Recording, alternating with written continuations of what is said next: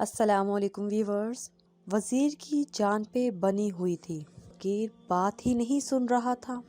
आखिर तवील मिन्नत समाजत के बाद फ़कीर ने सर उठाया। हाँ बोल, क्या कहना है? वज़ीर ने हाथ जोड़े और बताना शुरू किया।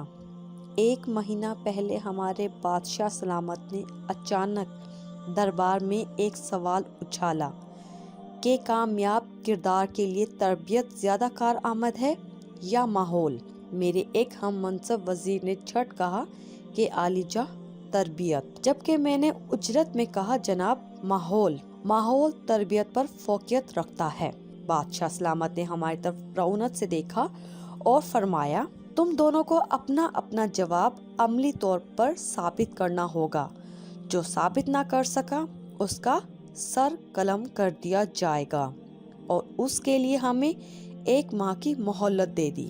हम दोनों अपने जवाब की अमली ताबीर तलाशने में लग गए। मैं सोच के पागल होने के करीब था, मगर कुछ समझ में नहीं आ रहा था कि 24 दिन बाद अचानक मेरे हम मनसब वज़ीर ने मेरी मौत के परवाने पर दस्तखत करते हुए दरबार में अपने जवाब को अमली तौर पर साबित करने की इजाज़त चाही।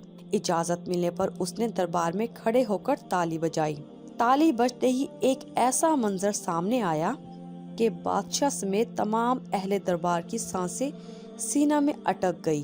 दरबार के एक दरवाजे से 10 बिल्लियां मुंह में प्लेटें लिए, जिनमें जलती हुई मोमबत्तियां थी, एक कितार में खरामा चलती दरबार के दूसरे दरवाजे से निकल गई।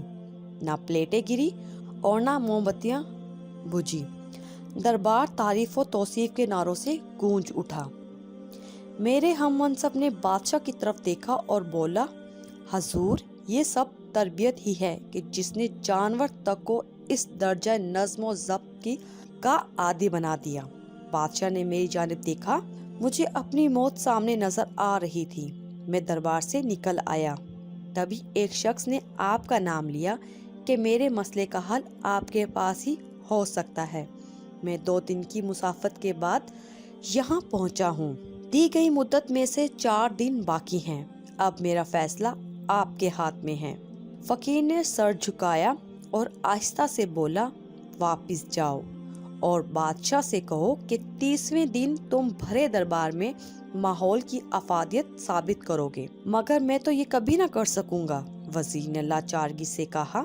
आखिरी दिन में खुद दरबार में आऊंगा, फकीर ने सर झुकाए हुए कहा। वज़ीर मायूसी और परेशानी की हालत में वापस दरबार चला गया। मुकर्ररा मुद्दत का आखिरी दिन था।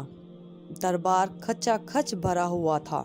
वज़ीर का दिल जोर जोर से धड़क रहा था। सबकी नजरें बार बार दरवाजे की तरफ उठती थी कि अचानक एक मफलूकुल हाल सा शख्स अपना मुख्तसर सामान का थैला उठाए दरबार में दाखिल हुआ। बादशाह की तरफ देखा और बोला, वक्त कम है, मैंने वापस जाना है।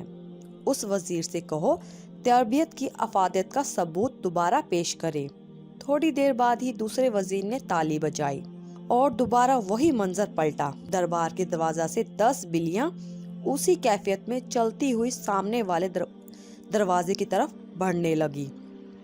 सारा मौजमा सांस रोके ये मंजर देख रहा था। वज़ीर ने उम्मीद भरी निगाहों से फकीर की तरफ देखा। जब बिल्लियां ऐन दरबार के दरमियान पहुंची तो फकीर आगे बढ़ा और उनके दरमियान जाके अपना थैला उलट दिया। थैले में से मोटे ताजे चूहे निकले। जैसे ही चूहों पर पड़ी उन्होंने और दरबार में इधर उधर भागने लगे। बिल्लियों की नजर जैसे ही चूहों पर पड़ी उन्होंने मुंह खोल दिए। प्लेटें और मोमबत्तियां दरबार में बिखर गई। हर तरफ भगदड़ मच गई। बिल्लियां चूहों के पीछे लोगों की झोलियों में घुसने लगी। लोग कुर्सियों पर उछलने लगे। दरबार का सारा निजाम दरहम बरहम हो गया। फकीर ने बादशाह की तरफ देखा, बोला, आप किसी जिन्स की जैसी भी अच्छी तरबियत कर लें, अगर उसके साथ उसे अच्छा माहौल फराहम नहीं करेंगे तो तरबियत कहीं ना कहीं अपना असर खो देगी। कामयाब किरदार के लिए तरबियत के साथ साथ बेहतर माहौल बेहद ज़रूरी है।